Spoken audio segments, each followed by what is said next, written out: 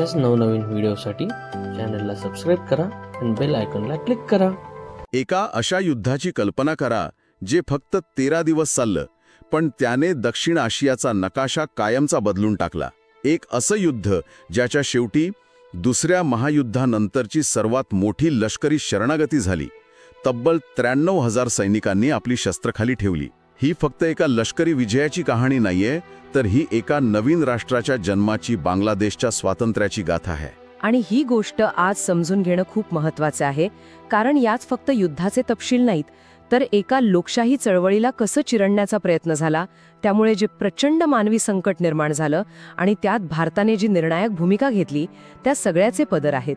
आज आपण हेच समजून घेणार आहोत की त्या 13 दिवसांमध्ये नेमकं काय आणि का घडलं. तर मग सुरुवात एकदम मुळापासून करूया.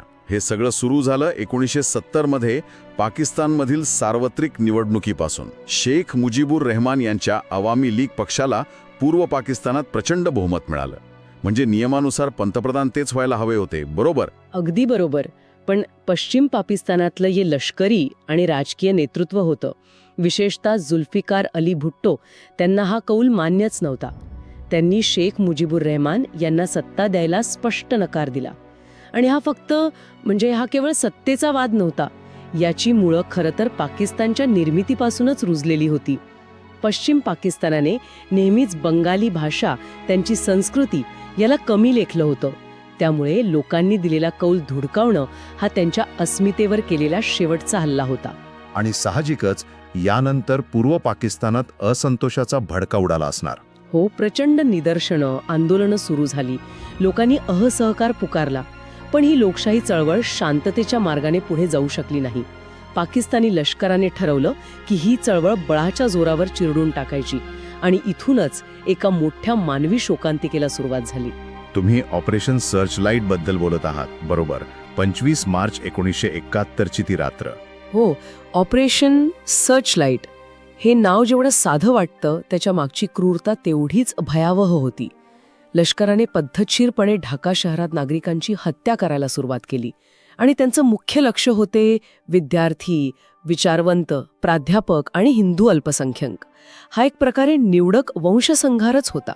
याचे परिणाम किती भयंकर होते ह्याची कल्पना करणंही कठीण आहे. काही महिन्यातच तब्बल 1 कोटीहून अधिक लोकांनी आपला जीव वाचवण्यासाठी भारतात आश्रय घेतला. पश्चिम बंगाल, त्रिपुरा, आसाम या राज्यांच्या सीमांवर निर्वासितांचे अक्षरशः लोंढे आदळत होते. 1 कोटी निर्वासित. भारताने हे सगळं कसं सांभाळलं असेल? हा तर फक्त मानवतेचा नाही, तर देशाच्या सुरक्षेचा आणि अर्थव्यवस्थेचाही प्रश्न होता. प्रचंड दबाव होता. भारताने सुरुवातीला खूप संयम दाखवला, आंतरराष्ट्रीय समुदायाकडे मदत मागितली, पण अमेरिकेसारख्या देशांनी पाकिस्तानला पाठिंबा दिला. म्हणजे भारताला एकट्याच्या जीवावर निर्वासितांसाठी छावण्या उभाराव्या लागल्या, त्यांना अन्न पाणी पुरवावं लागलं. पण हे किती दिवस चालणार होतं? हे स्पष्ट झालं होतं की आता लष्करी हस्तक्षेपाशिवाय पर्याय नाही. पण युद्धाचा निर्णय इतका सोपा नसणार, त्यासाठी मोठी तयारी लागली असेल ना? नक्कीच. आणि इथेच लष्कर प्रमुख सॅम माणेकशॉ यांची दूरदृष्टी कामी आली. जेव्हा इंदिरा गांधींनी त्यांना युद्धाच्या तयारीबद्दल विचारलं, तेव्हा त्यांनी स्पष्ट सांगितलं की लष्कराला तयारीसाठी वेळ हवाय. मॉन्सूनमध्ये पूर्व पाकिस्तानात युद्ध करणं म्हणजे दलदलीत फसण्यासारखं आहे, असं त्यांनी सांगितलं. हा एक अतिशय महत्त्वाचा आणि धोरणी निर्णय होता.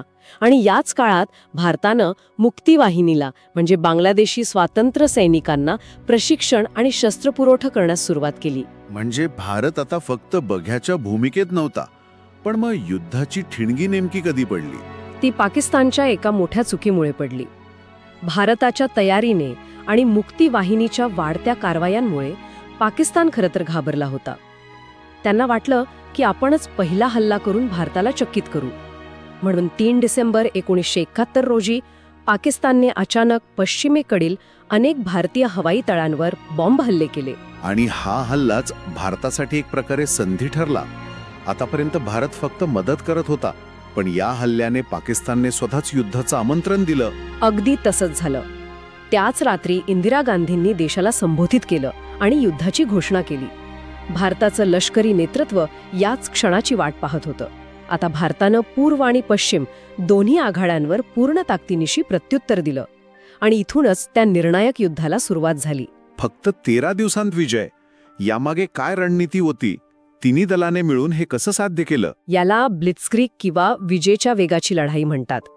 फील्ड मार्शल माणेकशॉ यांच्या नेतृत्वाखाली तिन्ही दलांमध्ये कमालीचा समन्वय होता.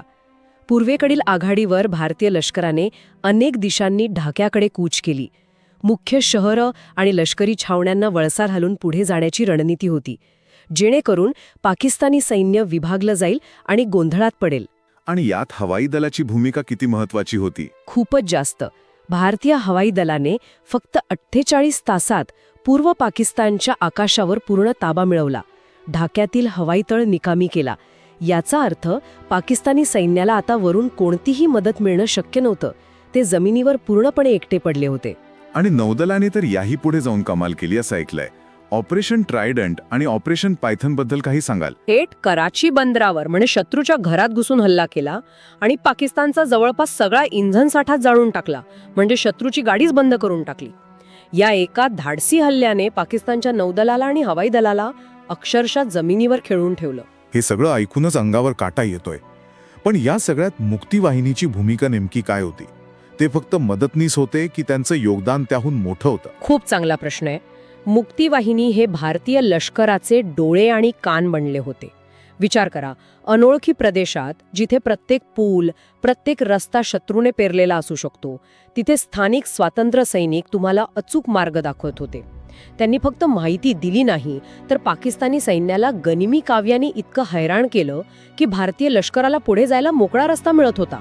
म्हणजे हे फक्त दोन लष्करांमधलं युद्ध नव्हतं, तर स्थानिक जनतेचा पाठिंबा हा विजयाचा एक महत्वाचा भाग होता. नक्कीच, हा भारतीय लष्कर आणि मुक्तीवाहिनी यांच्यातील समन्वयाचा एका संयुक्त लढ्याचा विजय होता. पण एक मिनिट, जेव्हा भारत पूर्वेकडे पाकिस्तानला हरवत होता तेव्हा अमेरिका आणि चीन गप्प बसले होते का?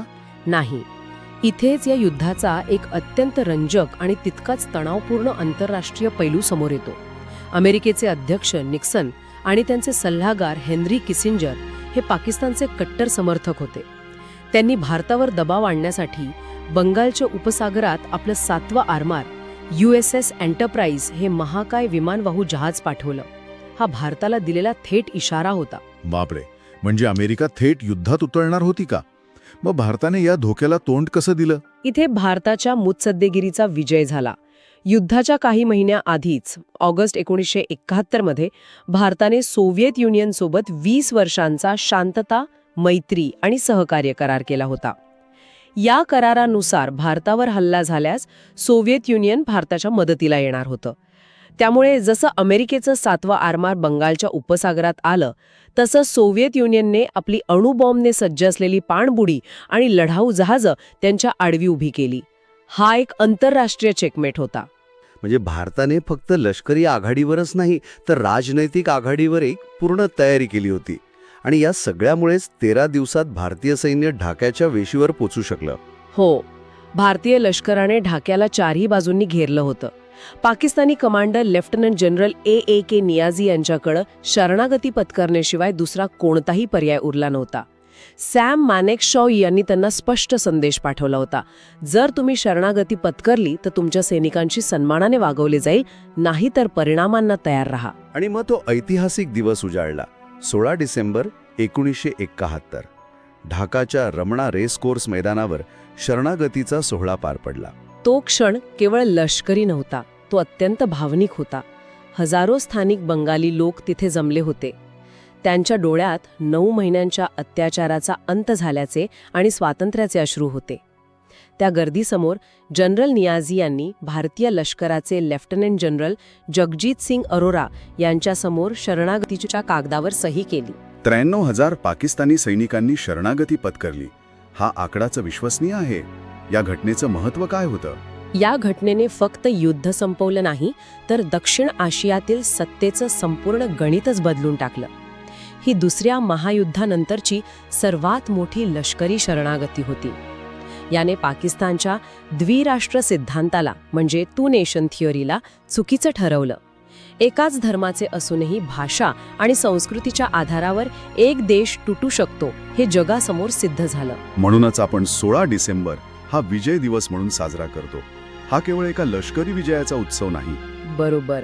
हा भारतीय सैनिकांचं शौर्य, या युद्धात प्राण गमावलेल्या हुतात्म्यांचं बलिदान आणि मानवी हक्कांसाठी भारतानं घेतलेल्या ठाम भूमिकेचा सन्मान आहे. हा विजय केवळ भारताचा नव्हता, तो मानवतेचा विजय होता. लाखो निर्वासितांना त्यांचं घर परत मिळालं आणि एका नव्या राष्ट्राला, बांगलादेशला, आपली ओळख मिळाली. थोडक्यात सांगायचं तर विजय दिवस ही केवळ शौर्याचीच नाही, तर अचूक रणनीती, कणखर राजकीय इच्छाशक्ती आणि यशस्वी मुत्सद्देगिरीची कहाणी आहे. अगदी. आणि जाता जाता एक विचार करायला लावणारा प्रश्न मागे ठेवतेय. एखादा लष्करी विजय केवळ विजेत्याचीच नाही, तर त्यातून जन्मलेल्या राष्ट्राची ओळख कशी ठरवतो, आणि या वेगवान निर्णायक कारवाईतून आजच्या काळातील संघर्षांसाठी कोणते धडे घेता येतात.